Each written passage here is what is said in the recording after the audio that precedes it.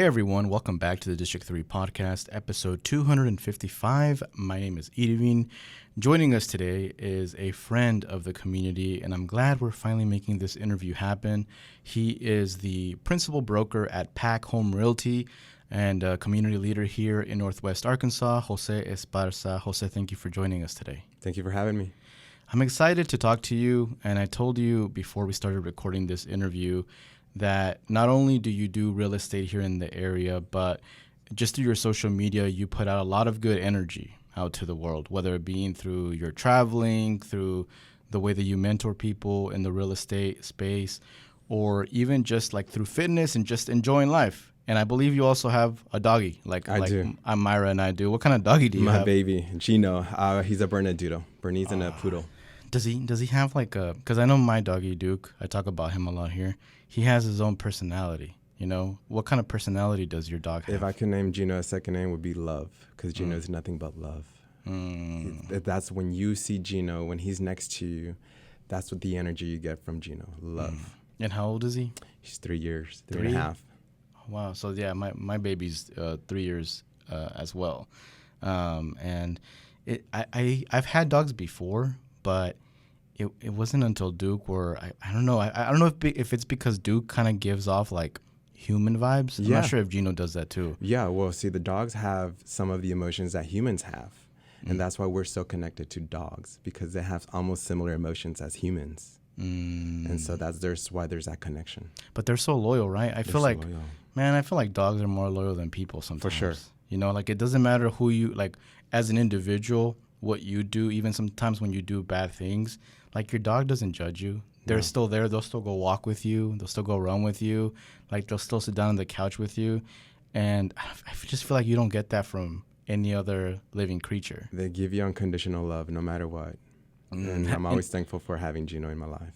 And Gino, you said is 3.5 years old. Like what does Gino like to do? What are some things that he enjoys? He loves to follow squirrels. He loves to just walk, run. I mean, he's just like always outside with nature with me. So he just likes to be with me, you know. He likes to just be around other dogs. Do you ever because I know you travel a lot, and we'll talk about that a little bit in the episode. I'm guessing you miss him a lot when you travel, right? I do. Because when we're out like 2 days, we're already like, I want to get home and get to Duke. Yeah. Just our babies. I feel like nowadays, especially this generation, I feel like when we're like attached to our dogs somehow. I don't know why that is. But to talk a little bit more about you, Jose, where are you originally from? I was born in El Paso, Texas. Okay. 1989, we moved here from Texas to Arkansas. My parents were going through a separation, and so we moved in with my uncle.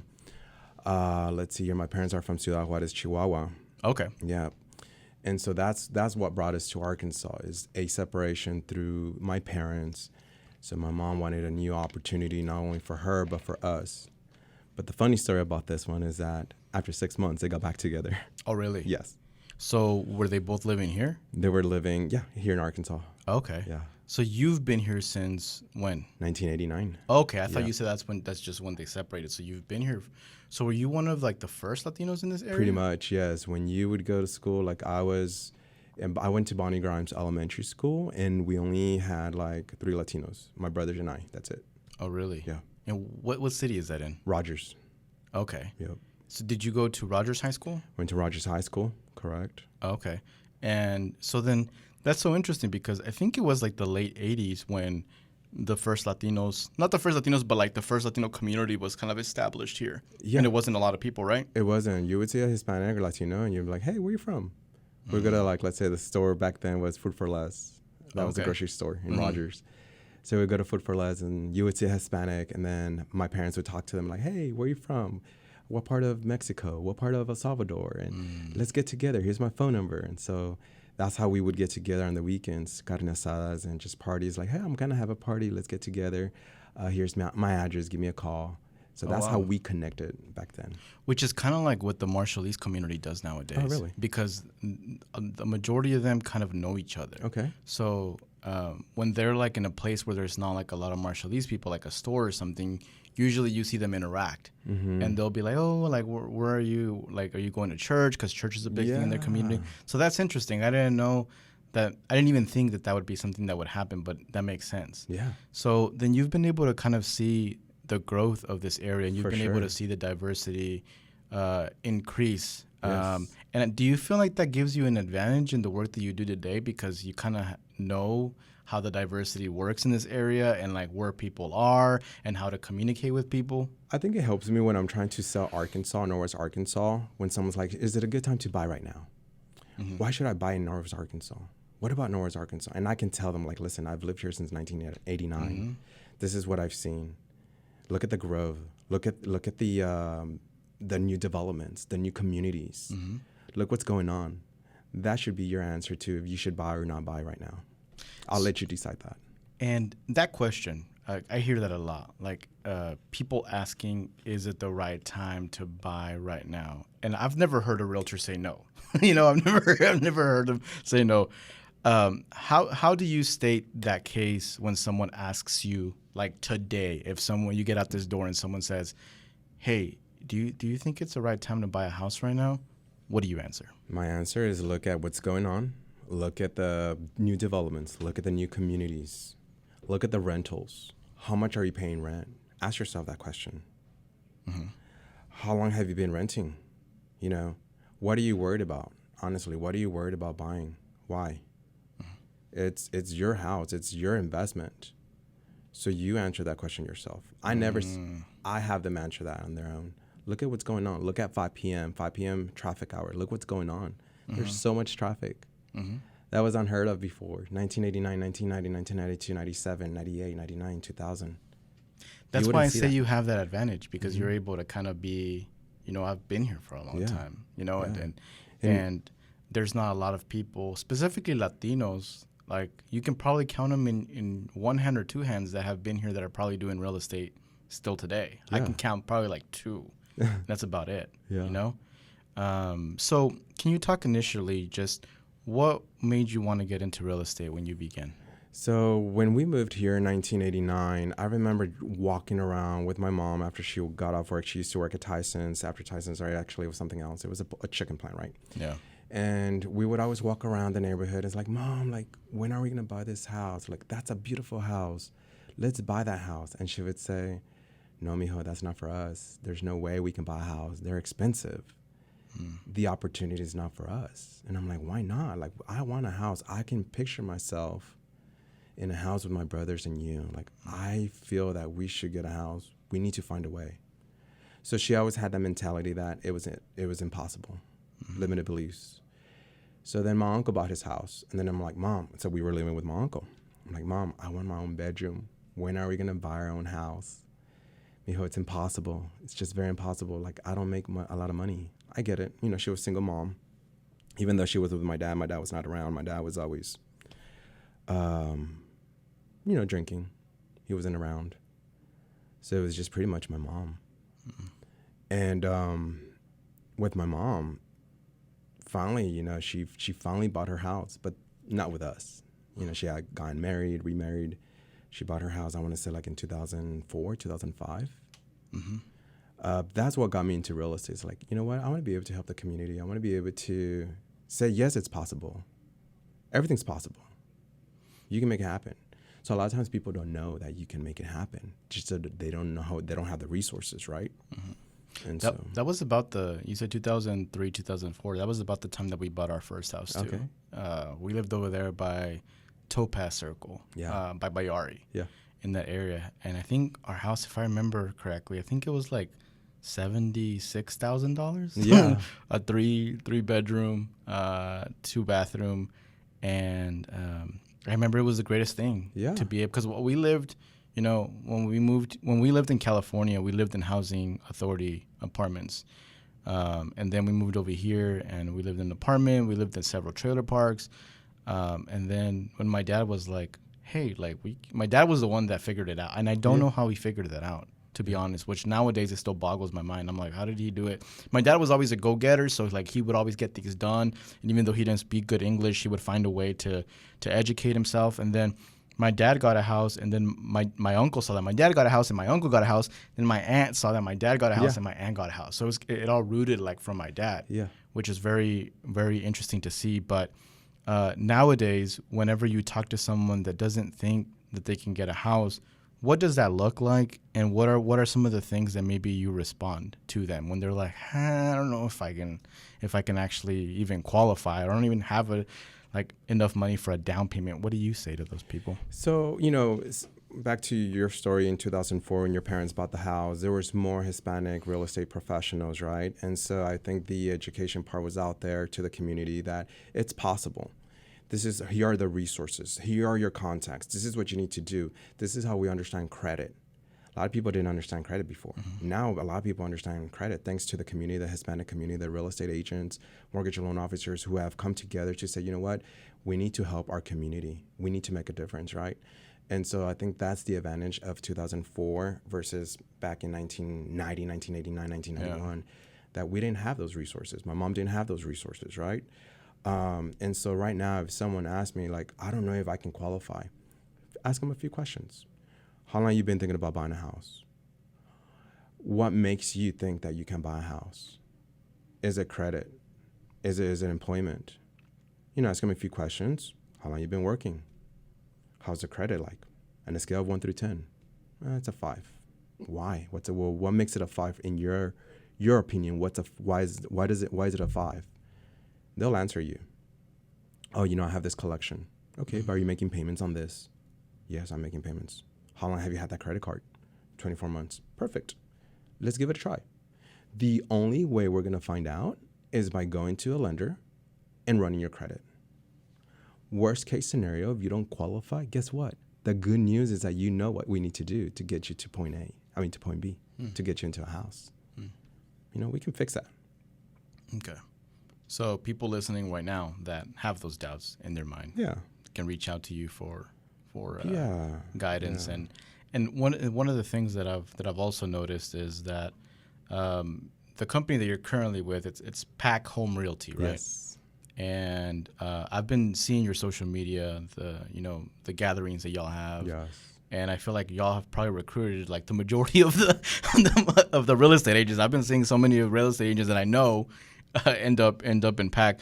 Why do you think that is? Why do people want to go to Pack Home Realty, not only to buy a house but also to work there? Man, thank you for that question. That's a bit of a question. First of all, Pack stands for professional, accountable, and knowledgeable.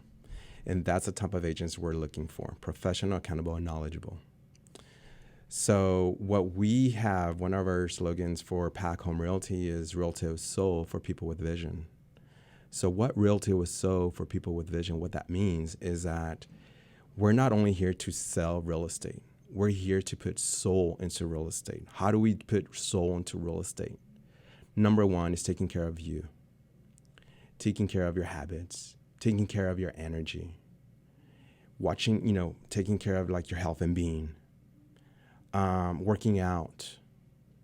Because if you do all that, you can do more. You can serve more clients, right? Mm-hmm. Why? Because you have more energy.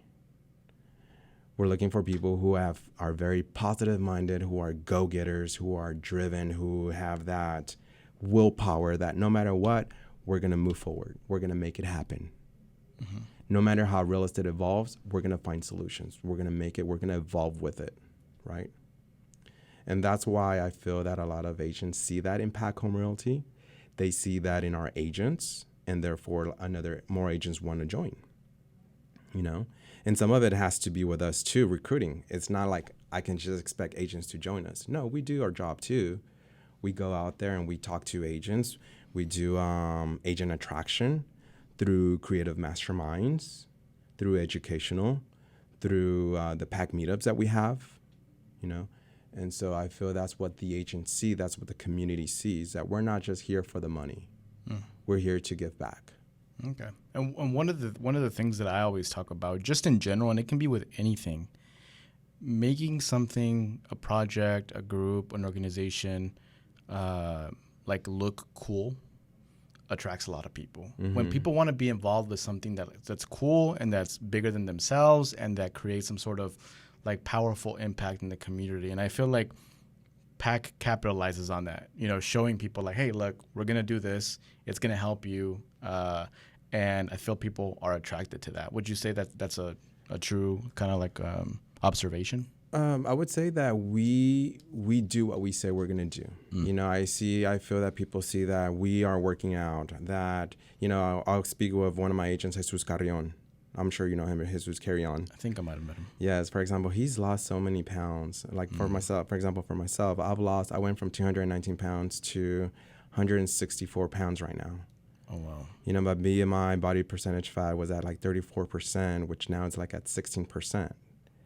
And so we're actually doing the work. We're not just saying, oh, look at us. No, we're not doing it for external validation. We're doing it for us. Yeah. And from there, it's just a byproduct. And talking about that, we've had a conversation before when I asked you, because I think you had talked about your fitness goals or like what you were accomplishing fitness wise. And I reached out to you. I was like, hey, I'm trying to lose weight myself. And you gave me some good tips and stuff. Can you talk about that? Like, was there a point in your life where you were kind of like, man, I need to like get more fit or more healthy? Because I know that whenever I hit my 30s, I started thinking about stuff more. Like, yeah. I do my annual checkups. I go to the doctor and stuff, but it wasn't until I hit 30 when I started taking some vitamins, when I started drinking a lot of water and stuff, because I wasn't even thinking about that before. Yeah.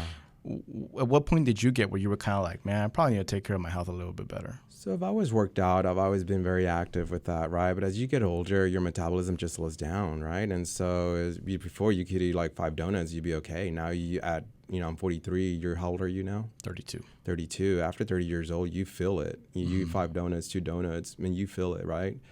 And so there was a time that I was very healthy.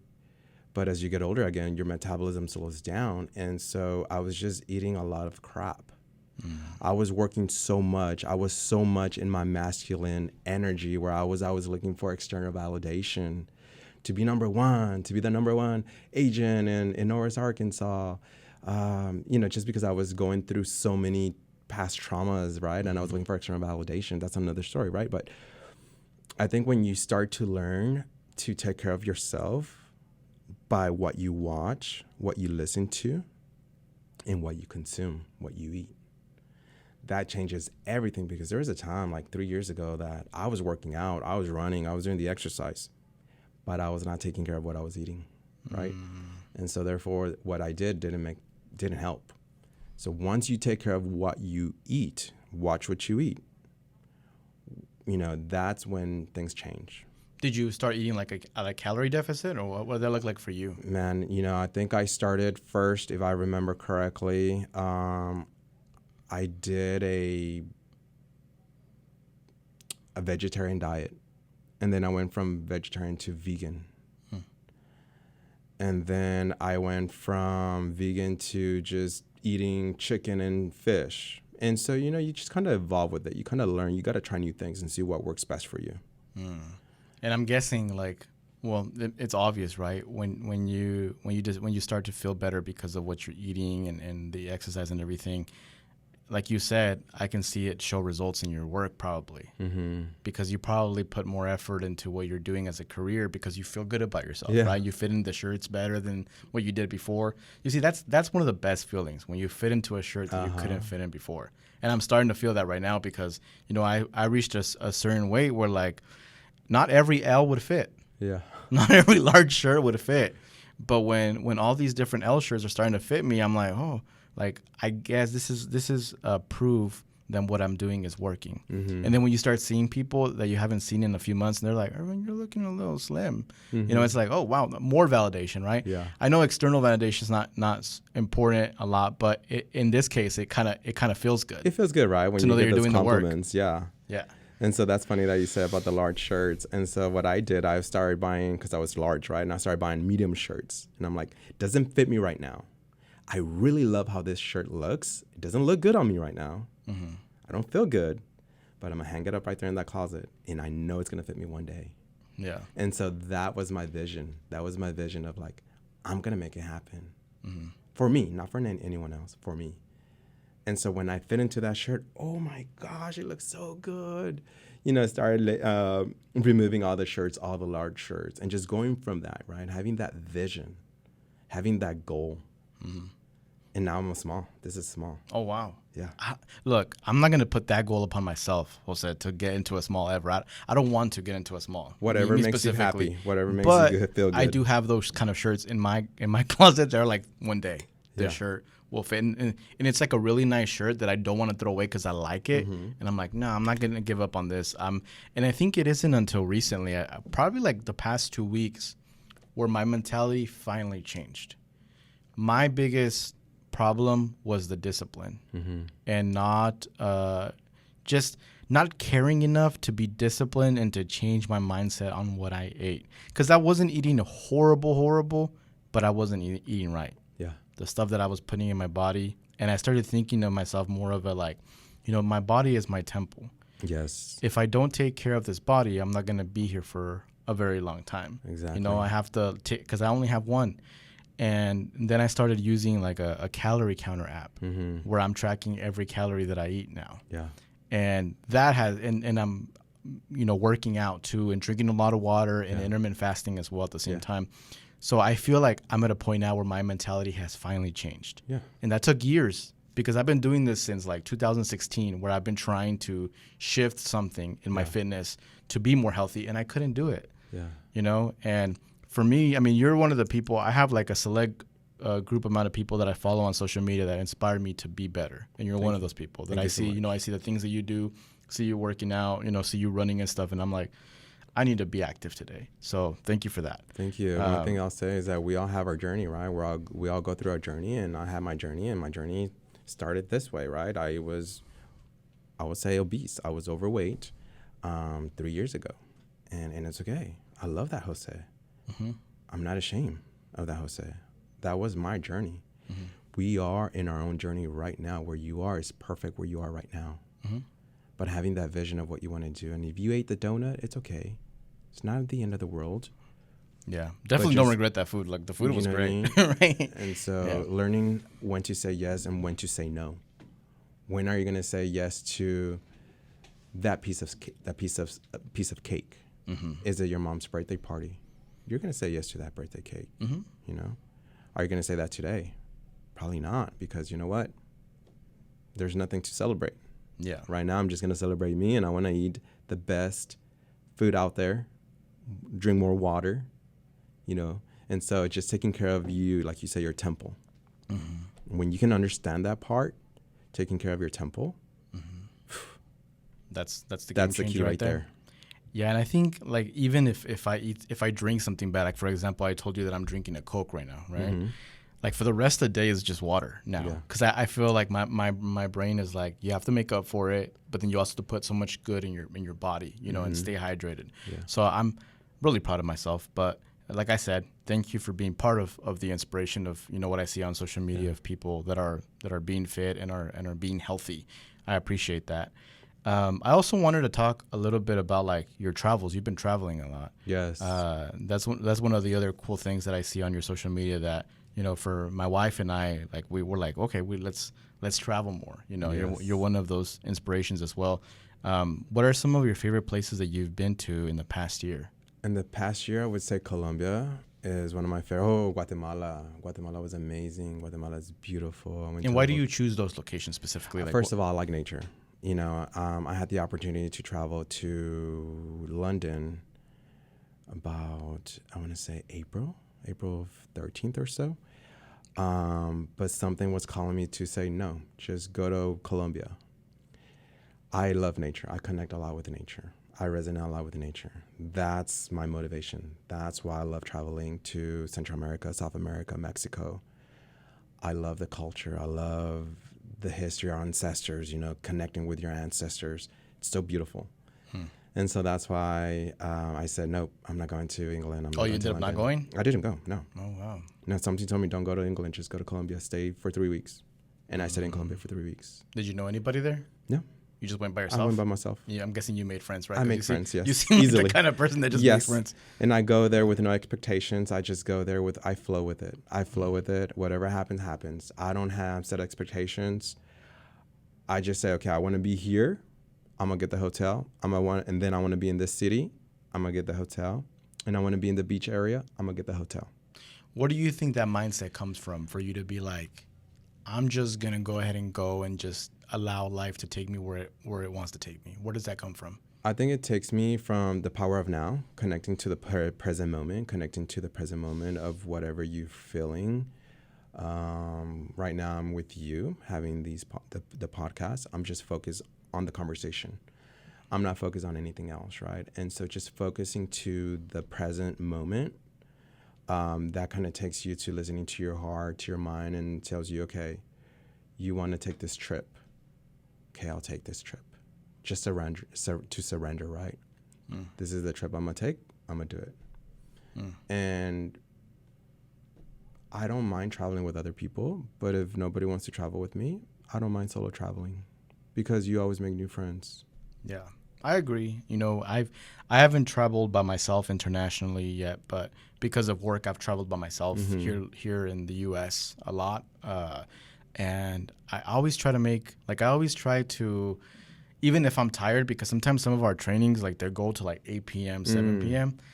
And I'm never the kind of person that's like, I'm just going to go to bed. Yeah. Like I'm always like, I'm going to go explore and when I end up at like a bar or a museum or whatever it is, like I always end up making friends too, just because I don't know. I like to talk to people. Yeah. I like to learn and I like to listen. Yes. Because I feel like you can learn something from anybody, right? If you sit down with anybody, they can teach you something because they've had an experience that you haven't had in life.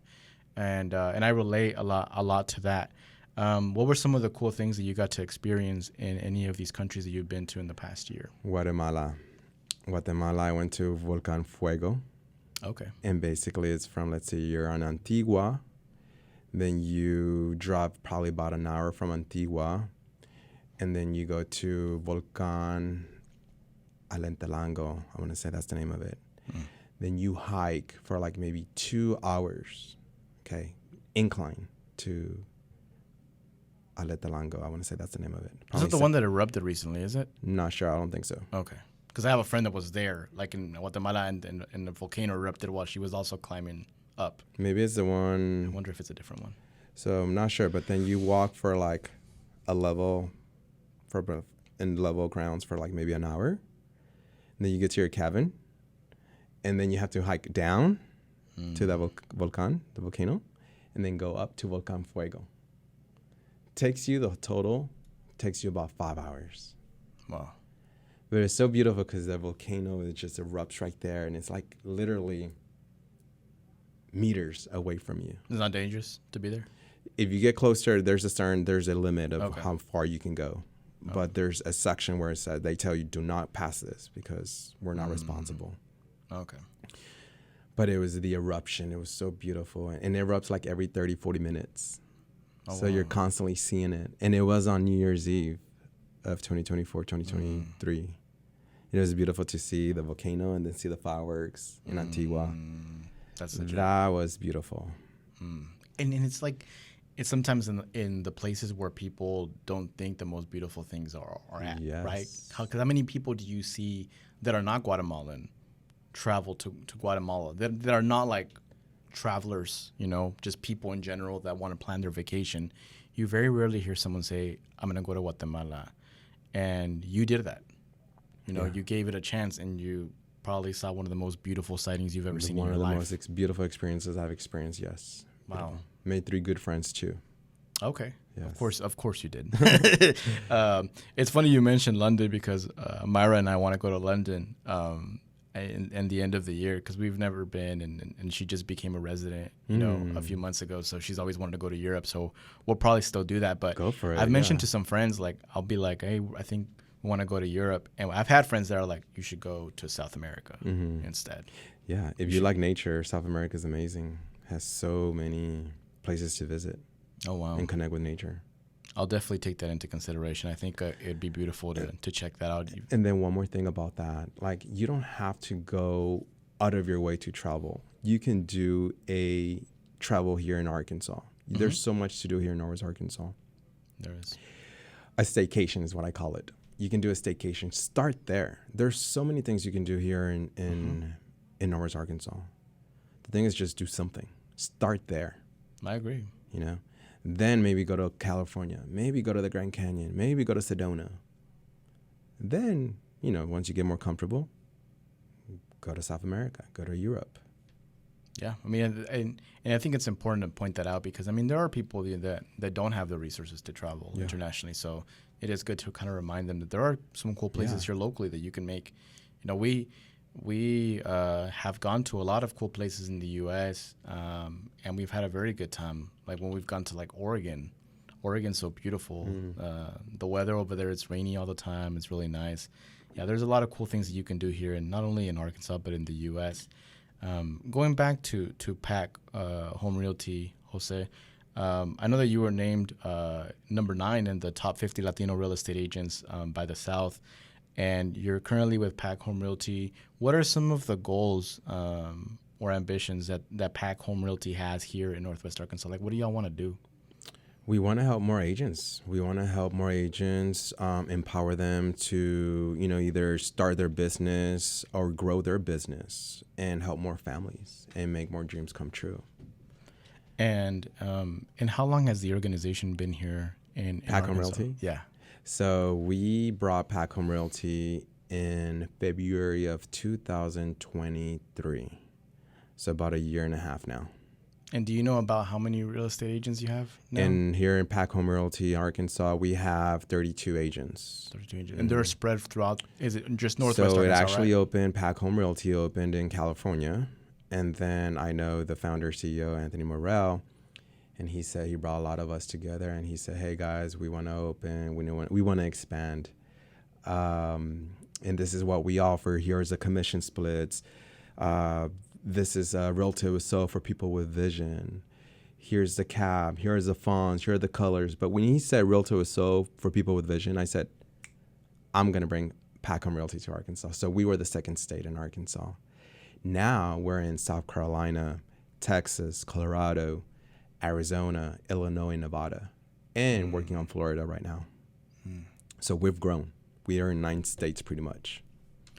And what do you think, and I think you talked about this a little bit already, but what do you think is the reason why all these different states are being attracted to PAC Home Realty?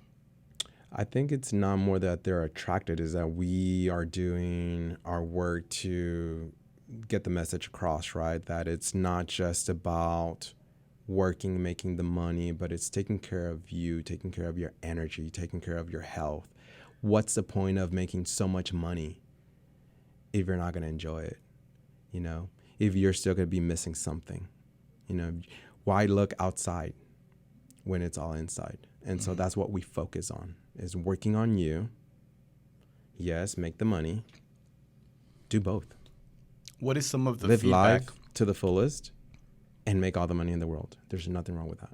What is some of the feedback that you've received from the agents that you've recruited here in regards to just PAC in general, of like their experience? What are you hearing? Well, from number them? one is the sales. Their sales are going up. Before, for example, there's this amazing real estate agent. His name is Juan Picasso. Love the name, Juan Picasso. I don't know if you've seen him on social media, but maybe he's killing it in real estate.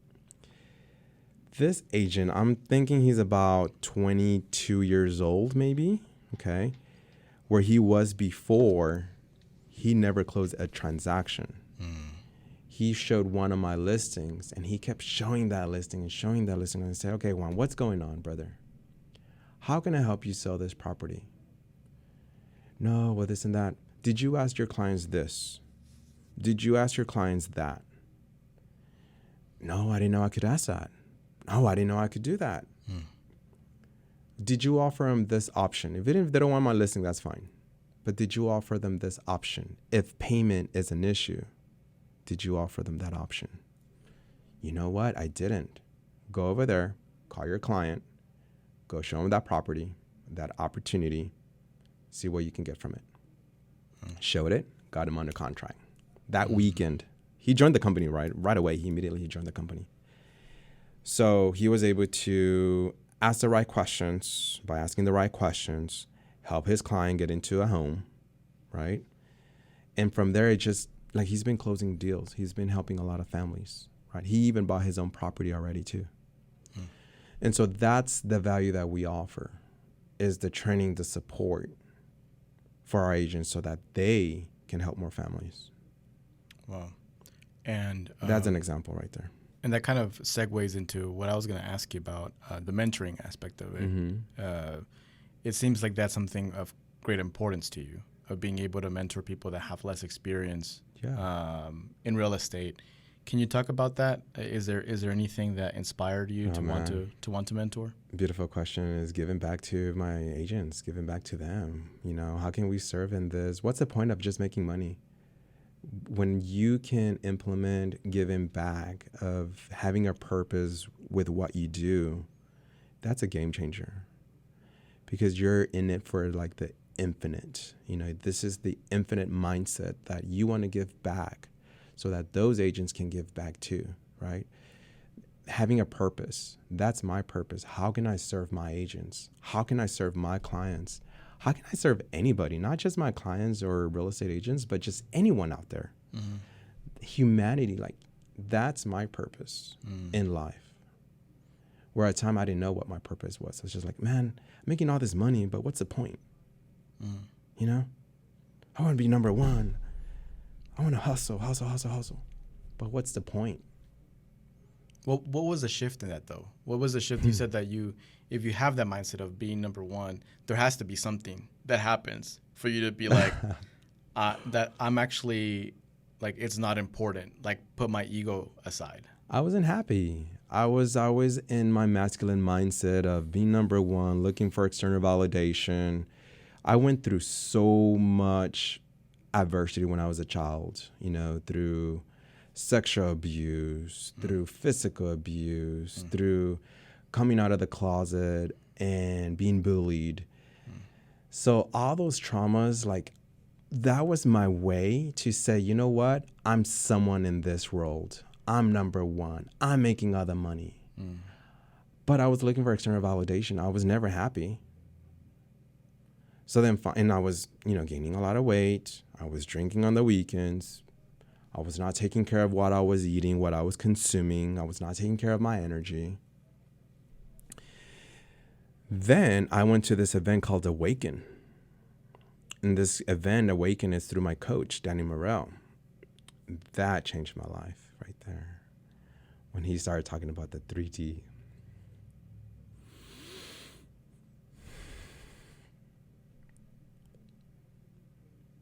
One second.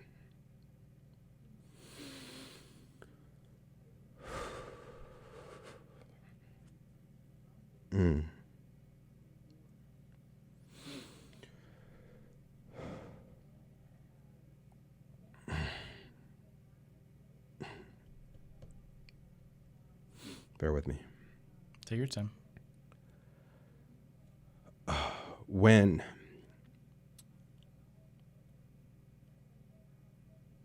I started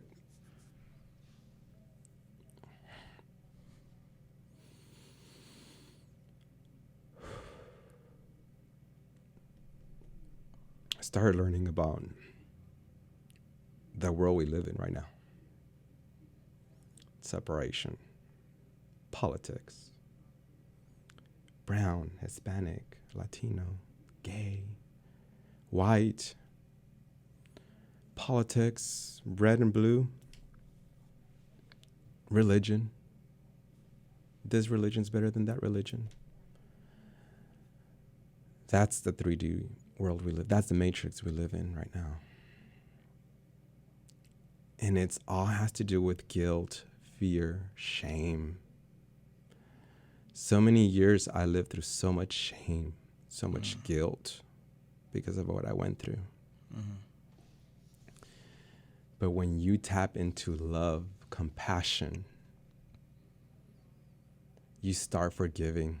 You start connecting to you, to your heart. You start forgiving. You start connecting to you, your heart, your higher self, you know, and you start forgiving everyone who harmed you. Who harmed you? I say, because that was my journey, understanding that too, you know, and understanding where the people that hurt you, where it came from as well. They went through something as well, right? Yeah. And your question was originally, what inspired you to something? You said, what was the question again? Sorry. I think mainly, well, first of all, thank you for being vulnerable and sharing what you've been sharing. I think it's important for people to hear that, because people might see you and be like, oh, this person's successful. Everything must be great. Mm-hmm. But sometimes they don't know the story behind the individual. And sometimes that story doesn't necessarily get them to where they're at, but, you know, in that journey from where they began to where they're at, like so many hurdles they had to have jumped. Yes. So many difficult situations, so much doubt, probably, you know, in your life where you're like, can I even do this? Yeah. And I think it's important for people to know about that journey and know that things haven't always been easy. That was a question. And the question that I had kind of brought up was about like the mentorship part of it, you know, of you have all these young people. A lot of them are young Latino people that I've seen that you've recruited. And there is a big responsibility, right? Because you're kind of like the head of the chapter here.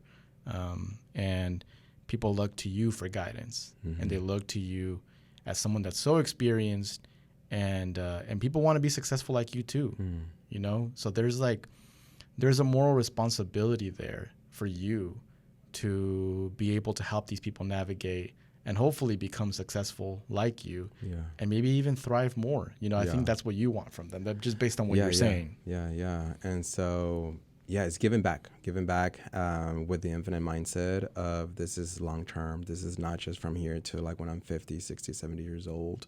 This is what can we do to change humanity? What can we do? And it all starts with you changing you. You change, then you start helping other people, and people see that in you.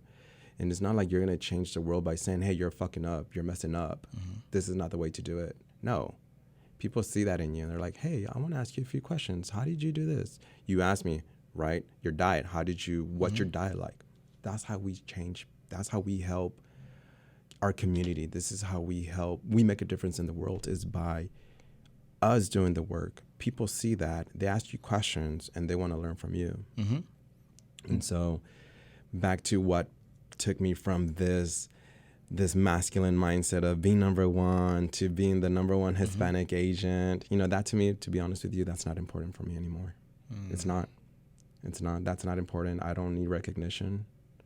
I don't need external validation. The question is, am I happy? Am I content? I am very happy. I am content with myself, you know? And so what made the change like that, a rapid change for me, is when I went to that awaken, okay? Started learning about separation. And I was like, that's not where I want to be. I don't want to live in this world. I don't want to be part of that. Like, I get it. So then I went to Colombia in September 2021, and I had my first experience with ayahuasca. I don't know if you know what ayahuasca is, but I had my first experience with ayahuasca, and ayahuasca just opened my heart. It was so beautiful how it just opened my heart. It connected me with me, taking care of saying, you know what, like, it's okay. Like, accept yourself for who you are. Because even though that I was out of the closet as a gay individual, deep down, I wasn't happy because I lived through so much judgment as growing up that I didn't want nobody to know about me, even though I was out of the closet. If you asked me, I would say, yeah, I'm gay. But I was never happy to say I was gay. Now I don't know. Now I'm happy. I'm content. Those were also different times, though. Different times, yes. You know, when you were coming up, people weren't as I came out of the closet when that was years ago. And like, especially in Arkansas. I think it had to be 1997. 97. How old were you in 1997? 5. Yeah. Things are different now. But again, I grew up with all those traumas, right? Yeah. And so then you add the Latino aspect, family aspect of it too. I don't know what your experience was, but it was horrible. So many Latinos that I speak with, families, like they weren't accepting. Yeah. You know, so I completely get where like the not only trauma but just experiences that you probably went through, how that could have affected you. But I think sometimes it's like these bad experiences that we go through not like the super traumatic ones, because we should never use those, right? But like the other ones that we go through sometimes kind of help us on how we treat people, because we don't want other people to feel what we felt, right? Whatever that might be. Well, the biggest thing there is that you can either be the victim or you can be the creator, right? And I decided to be the creator. You know, I decided that even when I was my younger years, I was pretty much alone since I was 15, 16 years old, right? And I told myself, I don't need anything from anyone. I just need me. I decided to be the creator. I didn't want to be the victim. I could have easily said, I'm going to go do drugs. I'm going to go in depression, I'm going to do something horrible, right, to validate my experience. But I decided, no, I'm going to be the creator. However, I was letting that get to me as well. Be number one. Like, I want to show to the world that I can be number one. Yeah. That I don't need anybody. Yeah. But I get what you're saying, the whole, like, you're doing that for validation from other people. Yeah. And then probably when you accomplish what you wanted to accomplish, you probably weren't happy. And you were like, okay, I'm here. Yeah, it's like, what's next? What's next? Okay, I got the money, I got the houses, I got the cars. What's next? Am I happy? I wasn't happy. Now I'm happy. That's good to hear, Jose. I'm glad that you're doing everything that you want to do and that you're in a place in your life where you're comfortable and you're able to help out other people. You as an individual, what goals do you have for yourself now? Like, what are some ambitions that you have, that you maybe something that you haven't done that you want to do? I would say continue traveling. I would say continue helping humanity.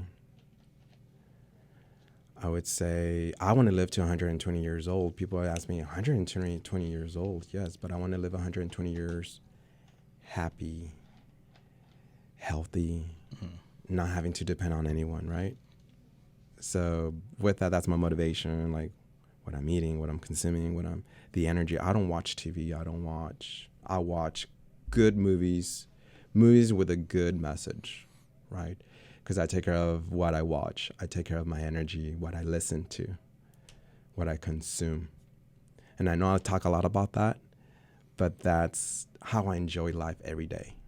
I see you put a lot of EDM music. You like EDM music I a lot. love dance music. I see that you put like in a lot of your posts, EDM, like electronic music. That's kind of your thing, right? I'm actually going to be going to Tulum for Christmas and New Year's of 2025. I'm going to be gone for 2 weeks, and I'm going to be I'm going to do a training certification to be a DJ.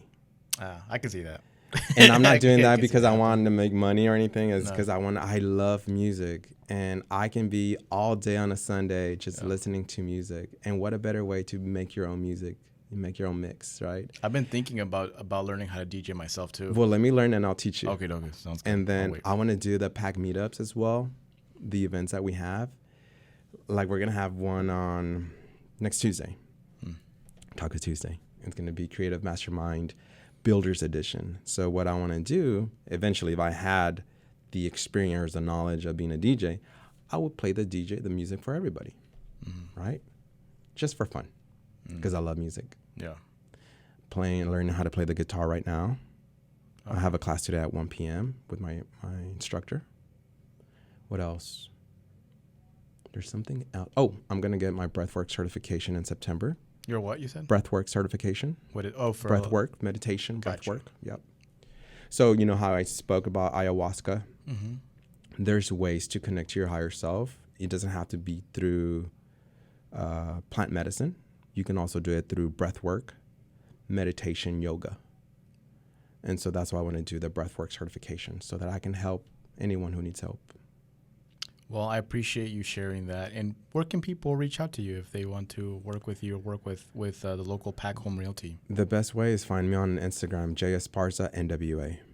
Okie dokie. Well, Jose, I appreciate you making the time to be here, man, and just to be able to share what you shared. I think people are really going to enjoy this conversation. Anytime. They're going to appreciate not only that you were very vulnerable, but just the knowledge that you have. Yeah. I think is really good for people, specifically people that want to do something in real estate in this area. They have, you as an example of someone that's doing big things here and that's able to to help out other people. You know, I think it's always important for us not to gatekeep whatever kind of resources we have, right? Or whatever kind of platforms we have, and that we're able to kind of share those with other people so that they can be successful too, you know, and they can live happily lives with their families. For sure. So I just appreciate just all the inspiration that you provide, not only to me, but to other people in this community. And I'm excited to do this again in the future. Hopefully we can do this. Want to know where you're at. Hopefully by that time, maybe you'll already be a DJ. I hope so. You already know how to play the guitar too. But thank you once again for being here. Thank you for having me. Appreciate you. And for all the listeners, that was episode 255 of the District 3 podcast with principal broker from Pack Home Realty, Jose Esparza. And thank you all for listening. We'll catch you all next week.